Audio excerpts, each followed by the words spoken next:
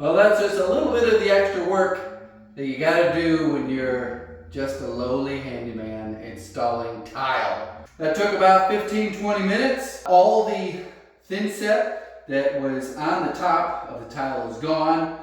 90% of everything that was kind of boogered up in between the tiles in those grout joints is gone, but it definitely isn't ready for grout. I gotta go through meticulously clean out the grout joints. The tile store that I went to did not have the color thin set that I wanted. I wanted to stick with the manufacturer's recommendation for the proper thin set to go over their primer. And it only came in white, and I was ready to go that day to put this down. Looks pretty good though. There really isn't that much in the way of in the grout joints. I'm gonna guess I'm gonna spend 20 to 30 minutes cutting and scraping, a little more in the grout joints, and then I gotta vacuum up, make sure all the white crumbs are gone, sucked up out of the joints. So this type of tile makes this cleanup job real easy. I can scratch it with metal and there's no marks. That is not the case for a lot of tile. A lot of tile, that would leave a gray stain on the actual tile, which is not good.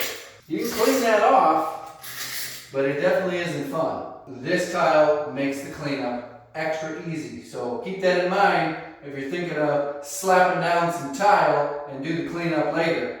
Putting it in the grout joint, getting a little bit of an angle on it, cutting, down the middle. Like, there's no mess here, but it comes out. If you know, you know. This quadruple I think it's quadruple, Scotch-Brite pad with water makes cleaning this out real easy. You can go into the grout joint and buzz that right out. Clean it up, polish it out. Piece of cake. Start here, boom, boom, boom, boom, like a typewriter. Hey guys, just wanted to jump in and let you know that Jobber is having a Black Friday sale. You've heard me talk about Jobber in the past. It's the app that I use to run the logistics of my business. Right now, you can get 50% off if you sign up for their month-to-month plan for the first 3 months. If you sign up for a year, you get 20% off. That link will be in the description. If you've been putting it off, now's a great time. Not much of an investment to get it, learn it, and see if it's going to work for you. Check that link in the description.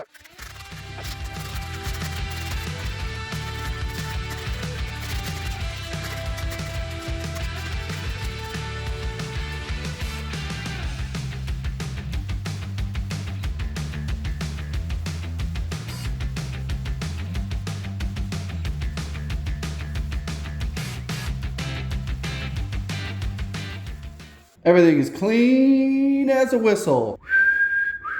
Vacuumed. I did make one more pass just to make sure. And I think that last pass is the only thing that I've done above and beyond what I normally would do when prepping a floor for grout. So overall, it wasn't that messy.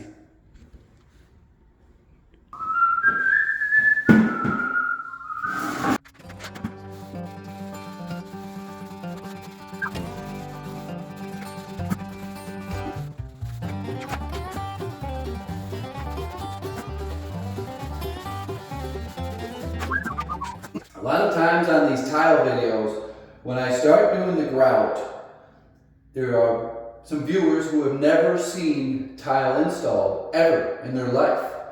And they cannot believe that this is the method to put the grout in between the grout joints. They think there's got to be a different way, like using a caulk gun or something like that. I got to mix the hair thin, mainly because I'm going to try to get this whole room done in one batch. Little thinner lets the gravity work it all the way down into the grout joint. You want to be pushing this grout into the grout joints at multiple directions over and over so it gets packed all the way down deep inside. It is going to be a mess. This is dark brown. I can already see it over here. It's going to look beautiful. If you got questions, put them down below. One other last tip is I always leave a little bit left in the bag. Because when you mix grout It doesn't take much water. You do not mix it like thin set. It's completely different. It takes a lot less water. You can end up with some soupy grout. That little extra in the bag, you add it in there, thickens it up to just the right amount. You'll see how I clean all this up. It's not fun, especially on the dark grout. You don't want it to dry too much before you rake it all over. This stuff dries quick. You can see over here, it's been about 4 minutes since I started over there, and it's almost all hazed over.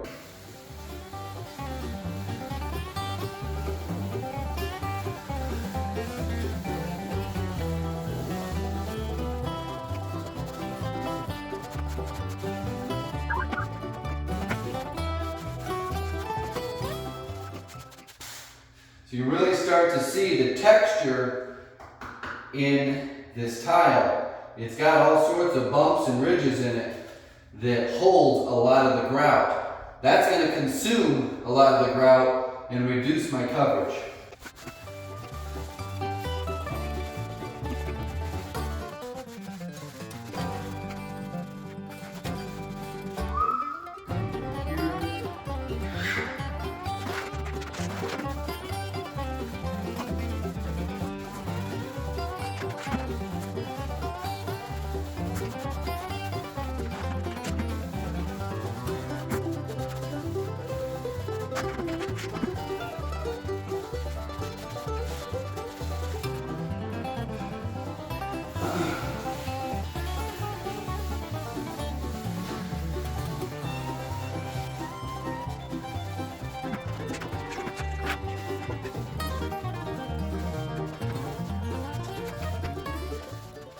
I saved the closet for last in case I ran out. I wanted to run out in the closet, but I've got more than enough. That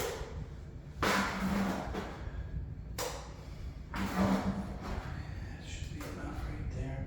Now one more.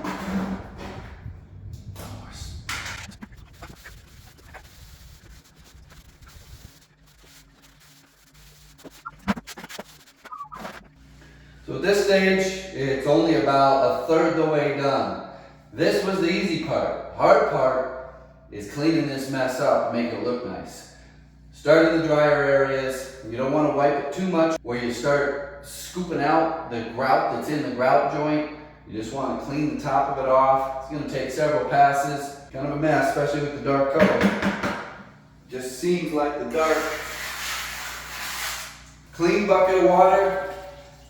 It's gonna get dirty, so you're gonna make a lot of trips outside to dump this, clean your sponge, and get clean water.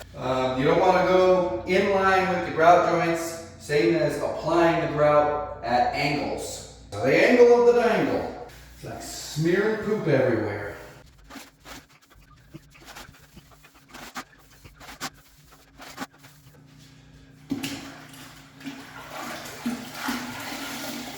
You might be thinking, could you do that with a mop? I have done this with a mop. I've got lots of stories from back in the old days, doing more, less serious fix and flips. I may have to discuss some of that on the old Patreon. Some of my biggest mistakes, what I had to do to survive along the way.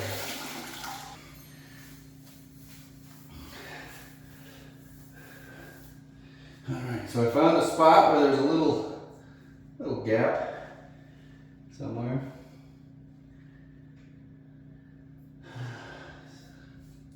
Just grab some from your behind and smush it in there. Got 2 buckets going. This one's a little dirty. Time to swap out for a clean one. This allows me to get a little bit more work done. A little less time climbing the stairs to empty this out.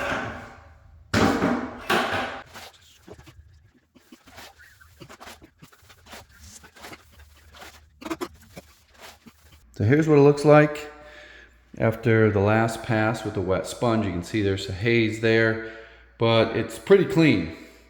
And the grout joints look great.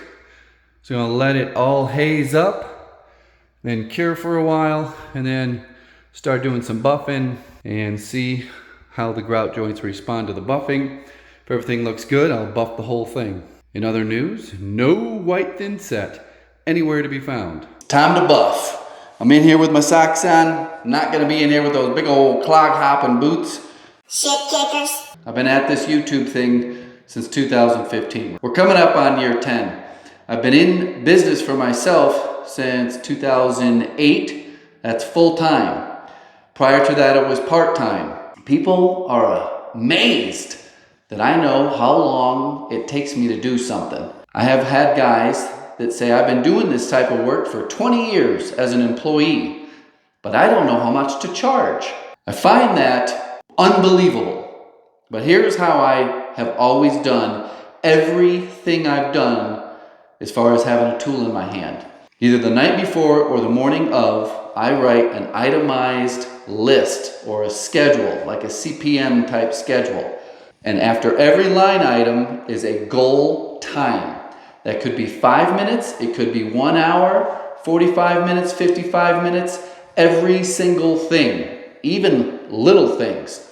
It makes my day idiot proof. So I know what to do all the time. I've got over a dozen notebooks filled with my daily schedule. Now when it comes to actually doing the work, every single task is timed with a stopwatch. Usually the watch I'm wearing on my wrist. I would write down next to that line item where my estimated time was, what my actual time was. I did that every single day for 15 years. There is no doubt in my mind how long something's gonna take. Here's an example.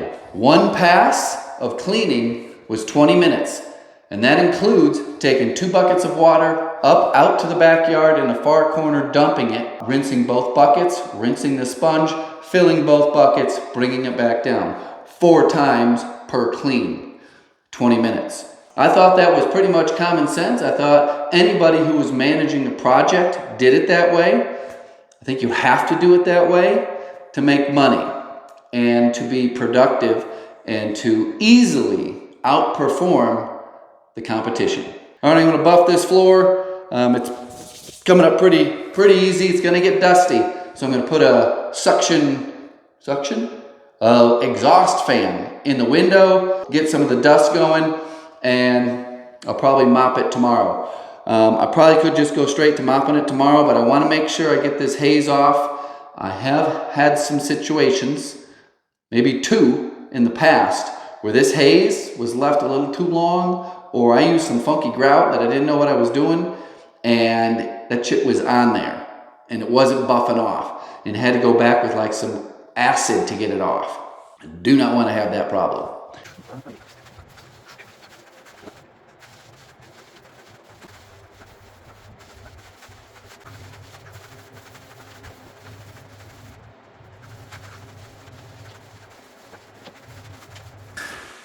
Floor came out better than I expected. The 100-year-old concrete slab was not exactly flat. There's a little bit of variations in it. And that's why I limited the sides of the tile to 24 inches.